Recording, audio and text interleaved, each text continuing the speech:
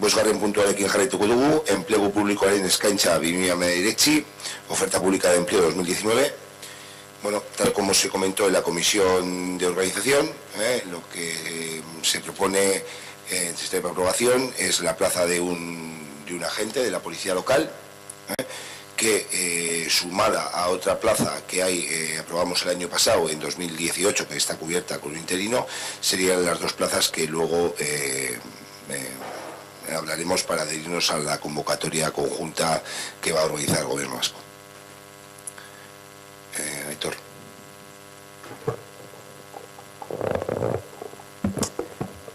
Gu alde bozkatuko dugu. Eskerrik asko, Asier.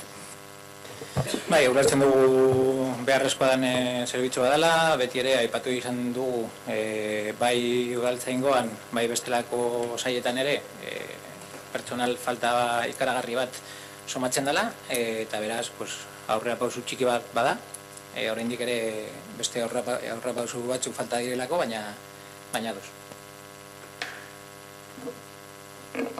Eskerrik asko, Asier. Jose.